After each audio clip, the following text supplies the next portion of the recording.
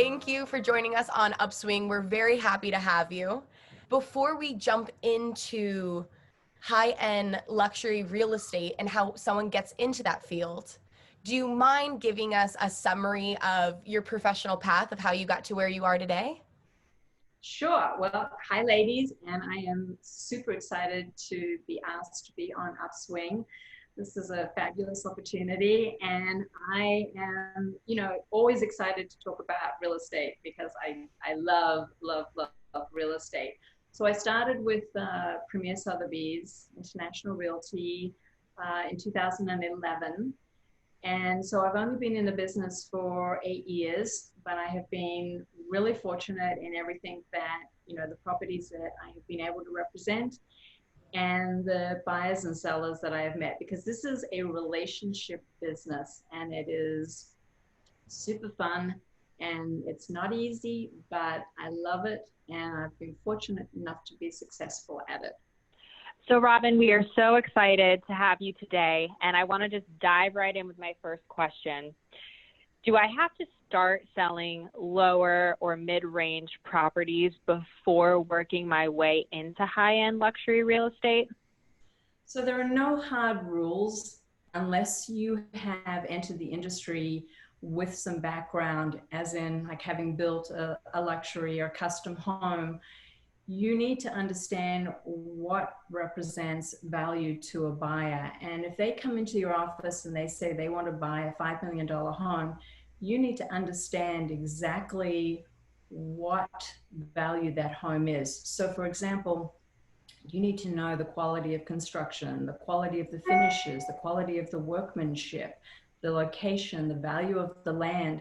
And you have to be able to guide your buyer, and they're looking to you to make a serious purchase. So I would say, especially if you're entering the business, the best way is to grab the best agent in the office, to shadow them, to go to open houses with them, and to ask lots of questions. If you can listen into their phone calls and their meetings, that's fantastic, but you need to learn from the best.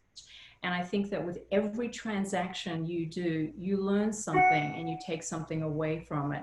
And I think it's extremely important. And do you have any tips for gaining respect in that luxury space? So if you start by selling those lower end properties, lower to mid-range properties, how do I get some street cred so that I can show that I'm capable of having a listing like that $5 million house, or selling someone a $5 million house? The most important is to be on time.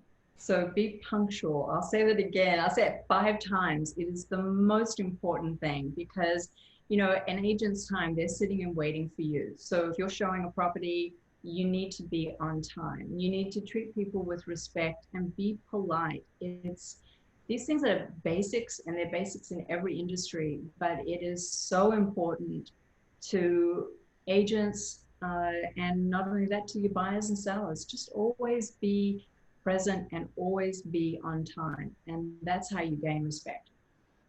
Do you recommend one having a higher education when they enter this field? So it's really funny. So I was watching $1 Million Listing LA last night, and once again, just to get a little, let's get right into the fun part of this business. And one of the most successful agents out there is a guy by the name of Josh Flagg, who I just adore.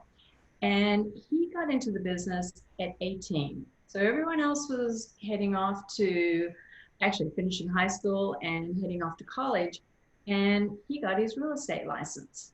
What's really interesting about what his path is, and he was saying this last night, and I thought this was fascinating. He drives old, really unique cars, and he will drive around and around and around, to get to work. And his assistant said to him, "Why do you do that?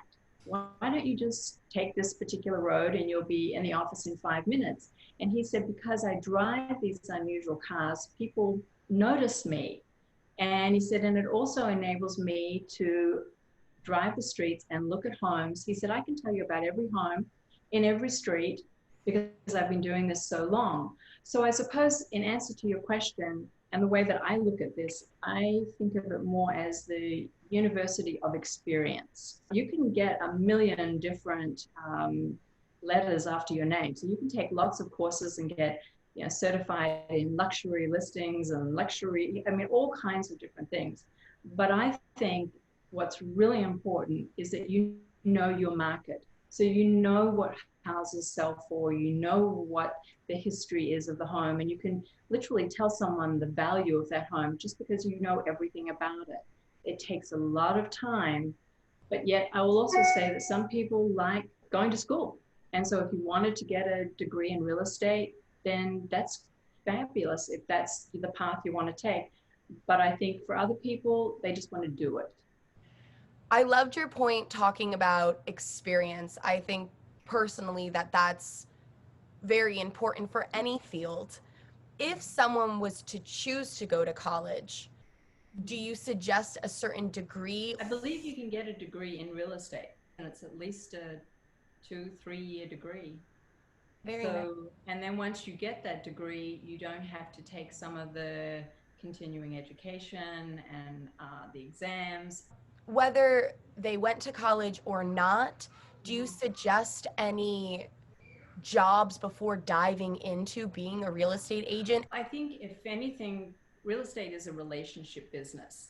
So it is a sales business. You know, you are marketing, but we are in a sales business without a doubt. And I will also say one other thing about, in terms of jobs, don't give up your day job. So if you're starting in real estate, you need another source of income, because the reality is it is a commission business. You could be in this business for a year and not sell anything, and you need to have some other form of income. So don't give up your day job. Does that usually happen? It could be a year's time before you sell anything? Yes. Okay. And especially when you're talking luxury real estate too, because if you're looking at a property over $1 million, it can take a few months, it could take a year. And as we know, we've had the $10 million listing that took 5 years. That's a patience game.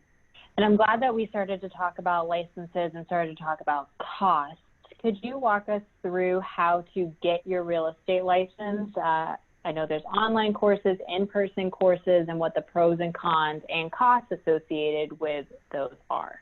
I'm an online person. So to me, and I would imagine a lot of young people are very much like, let's get it done, let's go online, and it's a super easy thing to do. Some people prefer their classroom environment, and that works for them. I think it's a few weeks class. It's not the hardest thing in the world to get your real estate license, but for me, I would prefer to just do it online and get it done that way. I would allow $1,000 for all of your costs. So, it might be about $200 to do an online course, and then you have an exam cost, and then you have the state exam, and then you've got, different fees like NAR, which is the National Association of Realtors, and you've got PRO, which is the Pinellas Realtor Organization, and then you've got MLS, and you've got all of these different fees that you have to pay. So I would probably allow about $1,000, and everything can be done online. Could you explain a little bit more what you mean by MLS? Are there different MLS systems, and what information does that give you? There are different MLSs, and it's called the Multiple Listing Service. And we have one it's actually multi-counties, but let's just say it represents part of Florida. So it's mostly the West Coast, and then you'll have a multiple listing service for parts of the East Coast, and then all around the country. Not everyone has a multiple listing service, and in fact, even in some countries, England does not have a multiple listing service. So if you wanted to buy a property, say for example in London, just as a little aside, you have to go into every single real estate agent's office and ask what properties are on the market. You can't just go onto a Zillow or a multiple listing service and pull up different properties. So it's a very interesting way. Now, back in the day, way before I was born, you used to have a sheet or a file that would come out every Friday of all of the new properties that were listed. I mean, it's just such a completely different world today. I mean, you can just access everything on Zillow. It's super easy, but the multiple listing service is extremely important because it creates a fair playing field for all agents. We all have access to the properties that are on the market. And that's how we get the information, and it's how everyone gets a fair go. It's also the best situation for a seller because everyone gets access to that property. So it's not just the agent that's listed the property, it's agents throughout the MLS area. And you mentioned Zillow, and then the MLS is a private listing, a private database of homes listed. What is the difference between the information that would be public on Zillow versus the information that is more privatized on the MLS system or for industry eyes only? MLS distributes the data to the various websites such as Zillow and Trulia and Realtor.com. The only information that you don't have access to on those sites really are realtor comments. So it could be that there's something specific about the property that is private, or that it's, you know, say it's temporarily off the market due to a leak in the house, or they're going on vacation. So they'll have realtor only comments. That's the only difference. Otherwise, pretty much everything is public information today. Each state, you need to get your own license. Can you have a license for 2 states at one time? So you can have multiple licenses, but the way that we operate, or the way that Sotheby's operates, is on a referral basis. So if you've got a license in Chicago and you've got a buyer coming down to St. Pete and you have a license in Florida, so strictly speaking, you could fly down to Florida and help them with that purchase. But the reality is, if you're really a Chicago-based agent, that's not in your client's best interest. You really want to refer the business out to an agent who has local knowledge, up-to-date local knowledge. That makes sense, to have the lay of the land and Yeah. someone who does drive around all the different streets and knows exactly the best spot for that individual client. Exactly. And also off-market listings. I mean, you know, it's really tough sometimes with inventory being so low that you need to know about, oh, you know, I have this friend who's thinking about selling. If you're not living here and you're not here full time, you wouldn't know about those properties. And I'm really glad that you mentioned the importance of understanding the local area, really, really knowing your market. We've talked a couple times on Upswing about identifying your audience and identifying your market, and this is just another instance that really supports that. As a business person, or if you're going to practice in any space, it's very, very important to understand your audience and to understand your market. And Robin, I know that you touched earlier, but let's dive into how accurate is the show $1 Million Listing? Oh my gosh. Yes, let's talk about these shows, because it was so funny when I read Chrissy Teigen's comments this week about a Selling Sunset, and I thought, oh my gosh, you know, I haven't watched Selling Sunset, so I've got to turn it on and really see if it's just, you know, the, you know, housewives of New York, or whether they actually are legitimate agents. I had to watch 2 episodes because I had to really get a feel for it. And what's interesting about the show is, they're all beautiful women, and they all, and a few of them are actually actresses anyway. The company does have a back office, so they have a number of really legitimate agents who probably are representing the properties that they have on the show, but the women that they're actually, you know, are on the show, I think it's more about their personal lives, which of course makes for great TV, but not particularly knowledgeable real estate agents. And it's my understanding that one of the owners of Oppenheim said, you know, if he'd known it was going to be all about their personal lives, he probably wouldn't have signed on.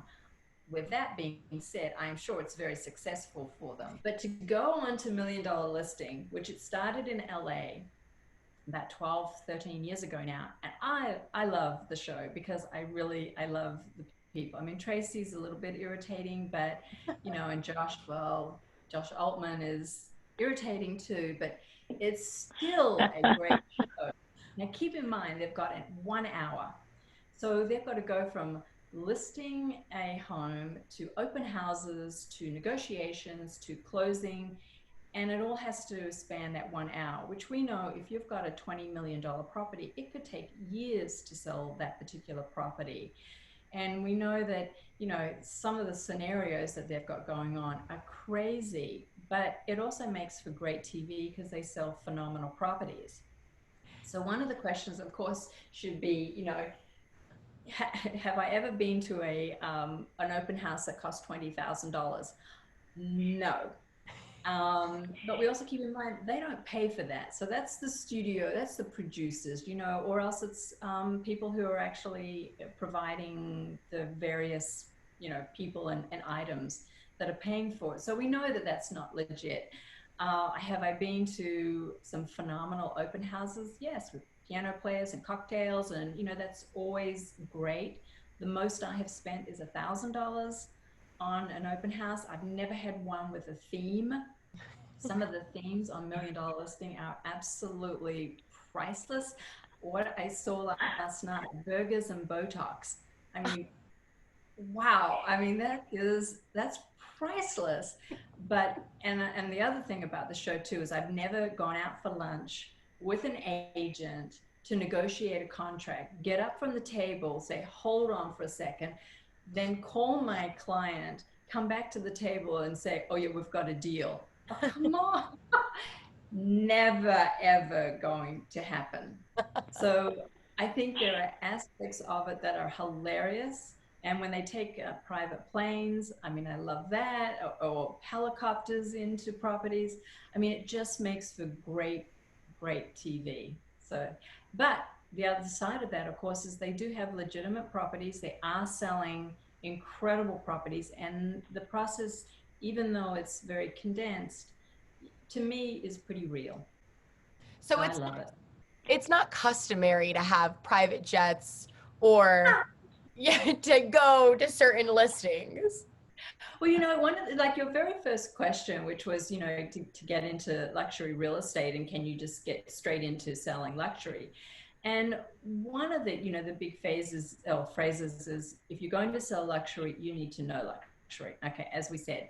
So the bottom line is, not only do you need to know luxury, but you have to be able to pay for all of this. So all of the marketing is extremely expensive. You can spend, you know, $20,000 marketing an expensive property. So not only do you have to understand and know all about the luxury market and your particular home that you are marketing, but you have to pay for all of this. So the concept of, you know, getting in your helicopter to go show property is wild and really expensive. And I have no doubt that, you know, the guys on $1 Million Listing can afford to do it, but you know that they're not, and you know that it's being paid for by the helicopter company or whatever. So it's not like they're really spending their money, but oh my gosh, yeah, priceless. I'm glad that we touched on kind of what an open house doesn't look like, or what a negotiation doesn't look like, or like what showing property absolutely does not look like. Can we walk through what a normal open house would look like, what a normal negotiation would look like, and what might be involved in marketing a property and the costs associated with that?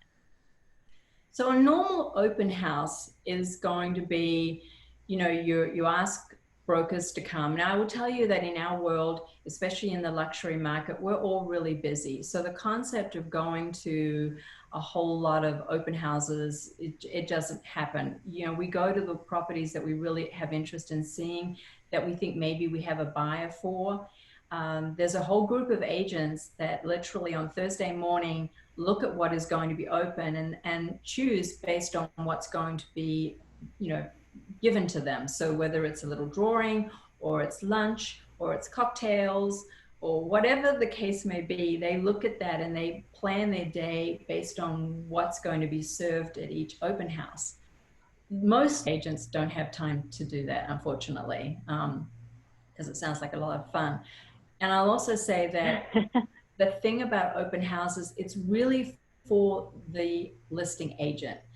Sellers don't really benefit. People don't sell houses via open houses. It's to get new business for a listing agent.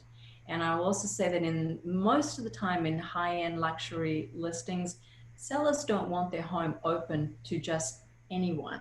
You know, they want it to be a very exclusive event, and you just invite the top agents who are most likely to have a buyer.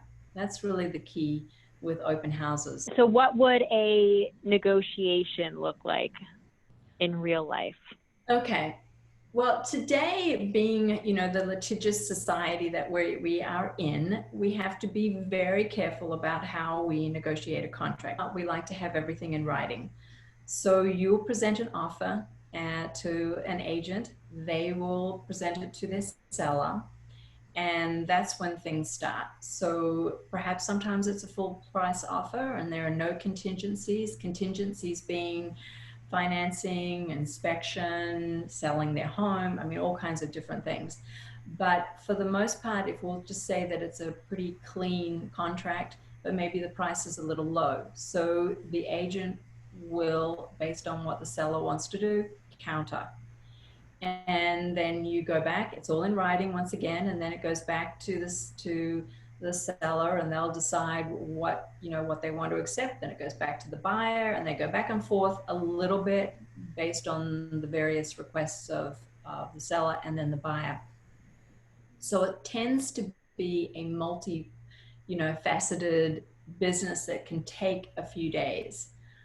We definitely do not sit at a restaurant and say, you know, give me a minute and I'll just go call my seller and see if they'll agree to do this. Yeah, I mean, it doesn't ever happen because people also like to think about their responses. I mean, this is a big deal for, you know, both buyers and sellers, and they're not going to do it that quickly, although it makes for great TV. In marketing one of these properties, what are some of the costs that might be associated with the marketing material, and what would that marketing material actually look like in reality?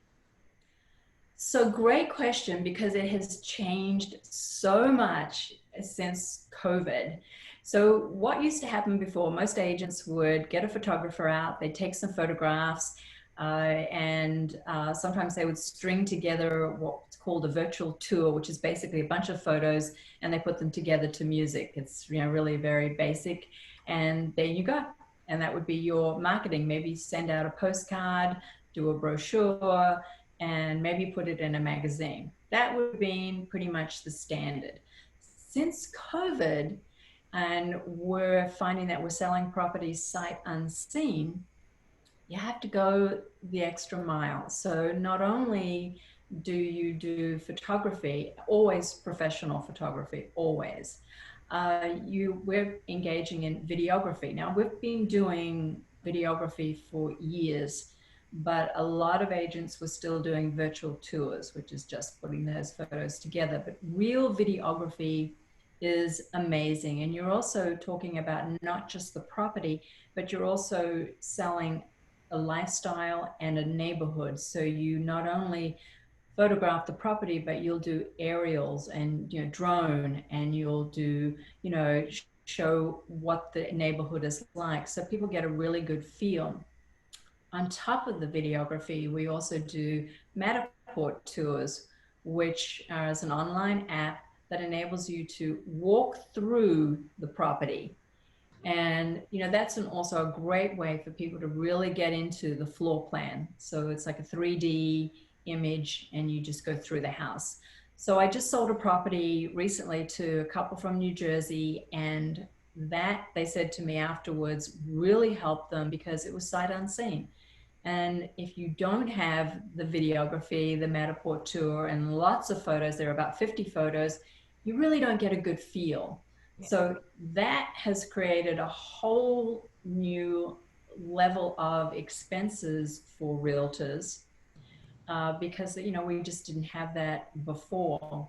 I used to do Matterport tours years ago, but no one would ever look at them. And even getting someone to look at a video, sometimes was problematic because, with people, their attention spans are far less than what they used to be. So everything is about instant gratification. And one of the things that Sotheby's has determined is people want to look at videos as long as they are less than 2 minutes. So 90 seconds is about the limit that people will look at. After that, they get bored.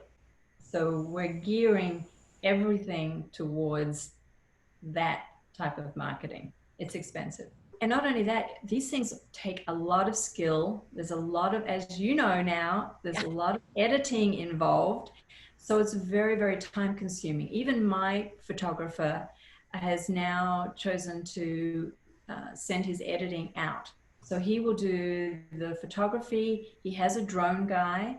He does the Matterport tours himself, but he sends it all out now because he just doesn't have the time. So we discussed that each agent will pay for their own marketing materials. Are they also responsible for paying for business cards or anything that is associated with their broker, in your case, Premier Sotheby's? Are they also responsible for paying for those kinds of business materials? Yes, you are responsible. Other than getting your first set of business cards and maybe a sign or two, you're responsible for all of your marketing. Premier Sotheby's, they will give you 50 postcards with a new listing. They will give you 50 brochures. But for the most part, when it comes to, external marketing, it's your dollar. Can you specify what the difference between a real estate agent and a broker is, with pros and cons? Unless you want to go into, business, you want to open up your own office, which is a hugely expensive thing to do, extremely risky. I don't really see the benefit of becoming a broker. You can't, so if you get your real estate license, you can't become a broker until you have at least 24 months continuous practice as a real estate agent before you can even take the course to become a broker. And that's another, 63 hours. So it's a huge deal, and I don't really see a lot of upside unless you're planning on being a broker or if you're planning on opening up your own office. But, when you look at all of the insurance costs associated with, the possibilities of being sued, I mean, your costs are huge. It's another level of knowledge that you have to have, and it's really only good if you are planning to go out on your own. And if somebody wants to stay a real estate agent solely and they're trying to find the best company to be a part of, do you have any recommendations on how they find where they will fit in the most? You know what, Isabella, that's actually a perfect question in terms of where they will fit in the most, because every company has a different culture. Every company has different, pluses and minuses. So pros and cons for every company. So there are probably multiple different models, but 3 models just to give you an idea. You have a company, like Remax, that actually you pay for, we'll say it's a desk fee, but you pay a monthly fee to Remax, and then the commissions that you earn are 100% yours. You're responsible for all your marketing, etc., and other IT expenses. But that's what which, when you think about it, if you start out in the business, that may not be the best model for you because you have to pay every month. And if you're not earning money for a year, then your expenses are all going to be outgoing. Another model is the Keller Williams way, which you pay a set fee, we'll say $20,000, it could be a little bit less, and you pay that to Keller Williams over a period of several transactions, and then everything after that is 100% yours. Once again, you're responsible for all of your marketing costs. Another Premier, or the Sotheby's model, and we are a franchise, so we immediately have a 6% franchise fee that we have to pay, and then you get a percentage of the commission that you earn based on the volume of business that you do and what you have done in the past. Then you sort of say to yourself, well, gee, you're always going to be paying to a company like Sotheby's, but you also get quite a bit for your money. So you have access to, they put your ads all over the world. They spend a tremendous amount of money on advertising, and everything that they do is to draw visitors to their websites. So, it's a different type. You have to figure out what it is that you want from the company. If you prefer to pay for everything yourself and do everything yourself, then there are lots of companies out there who will give you 100% commission, but they also don't give you anything. If someone's a new real estate agent, would it be kind of like shadowing a new school? Can they go into the agencies and shadow, or is it more through word of mouth and their own research online? Bit of both. I definitely recommend that you shadow an agent. Now, of course, it gets a little tough because, we're pretty busy. So the idea of having someone shadow is, can be a little hard, time consuming and problematic in terms of your clients. But I have met with lots of agents beforehand, having cocktails, talking about Sotheby's, and figuring out if it was going to be a good fit for them. And that's generally not with new agents. It's generally with agents who are established and been in the business, who are considering making a move. Checking out a company and checking out the people that are in that company makes a ton of sense, because no matter what, you are working with these people. Yeah. And your reputation is also impacted by everyone else around you and their behavior in the market. 100%. You have to make sure that you get along with your community. Yes. Because and that also that you belong to belong to a community that has integrity, because in this business, like so many businesses, integrity is everything. 100%. I truly agree with that as well. And knowing that you're able, that it's kosher for you to meet different agents, I think, at least if I was to go into real estate, that would make me feel good, knowing that I didn't have to decide online, that I could truly go in and meet people and get a lay of the land before deciding that I wanted to be a part of that community or that company. Absolutely. Yes. Extremely important. Now, we touched a little bit on the commission model. We touched that you might not make any money for your first year or so, and we touched on the fact that there are a lot of costs. Could you walk us through in a little bit more detail what a commission model of income looks like, and how do we maximize our income? The commission model, and I did just touch on the ways that these companies will pay. So let's go to commission. It's a tough one because, everyone is different and every company is different. But you have to look at the market that you're in. So if you're the only show in town, then, it's like every business, people have to pay what they have to pay because you're the only show in town. But if you're in a very competitive market and you've got businesses in town that are known to be discount brokers, then to a degree you kind of have to go with the flow with what they're charging. So the bottom line, and I'll just give you a scenario. So we'll say that you're a 6% commission based companies. What that means is the seller's agent gets 3% and the buyer's agent gets 3%. It's not always like that, but that's just for the sake of argument. Then, depending on the model that you choose, of that 3%, you may get 100% of it. So say if it's $1 million property and we're talking 6%, so the commission is $60,000. So it's $30,000 for each side. So of that $30,000, if you are working for a company like Remax, you're paying out, say, I don't know, $1,500, $2,000 a month, but you're making the 100% of that commission. Of course, you have to take out taxes. If you're working for Keller Williams, you may, and if you haven't paid off the amount for the year, then you may lose a part of that. But if you have made enough, or done enough transactions, then that could be 100% yours. If you're with a company like Sotheby's, every transaction you're going to be giving something to Sotheby's. And the commission that or the percentage of the commission with a company like Sotheby's depends on the volume. It can range anywhere from, 65 to 85%. Everyone is a little bit different.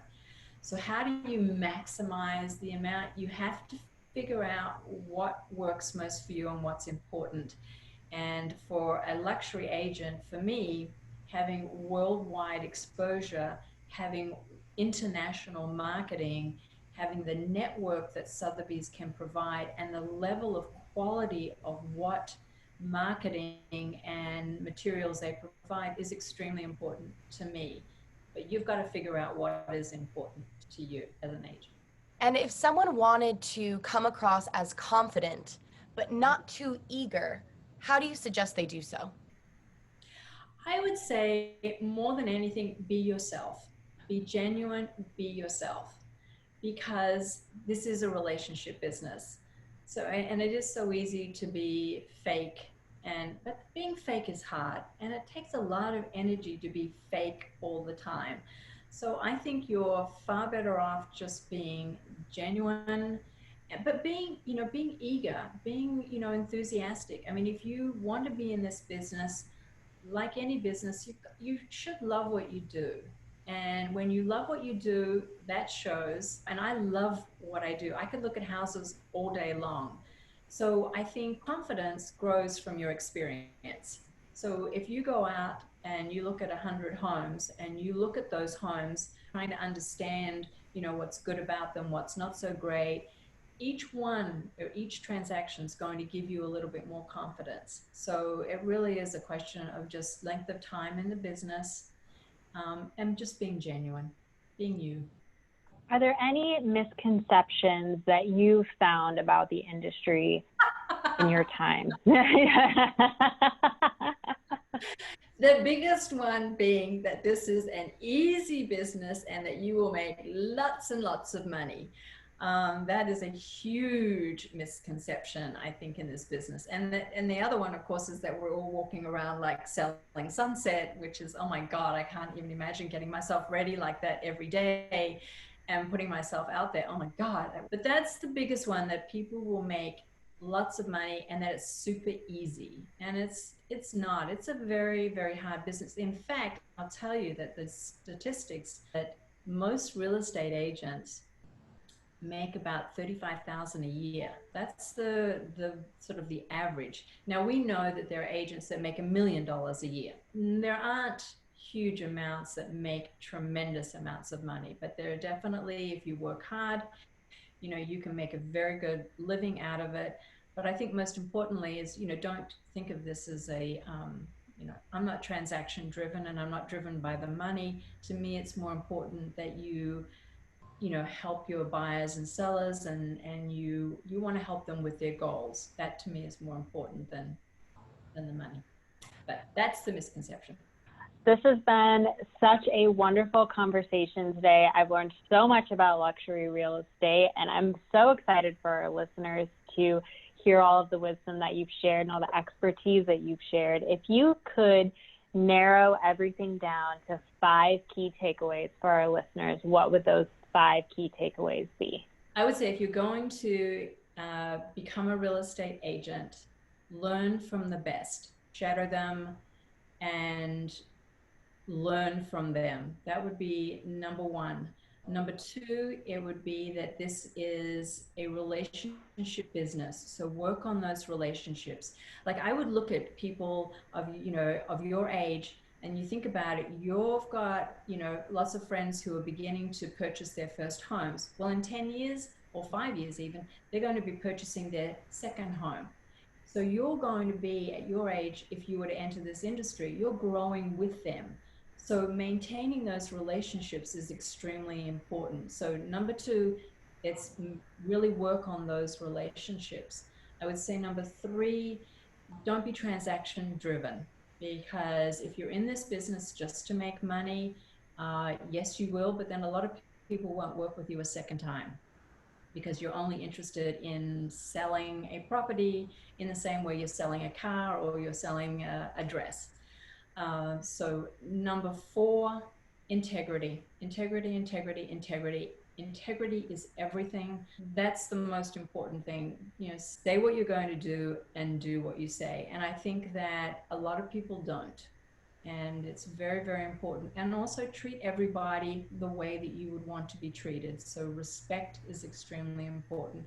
And I would say number 5 is learn. Just learn as much as you can about this industry. Go to a million open houses, ask lots of questions, become an expert in the field and in the market area that you want to.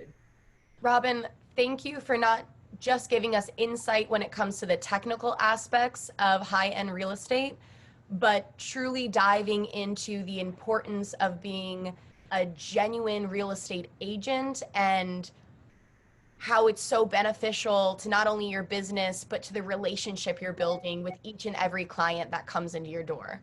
So thank you so much for joining us on Upswing. We truly appreciated having you. Thank you for having me. I thoroughly enjoyed it. And if we did get a little feedback, it's just because I'm a very busy agent and I'm getting all these emails. That is a positive that we celebrate.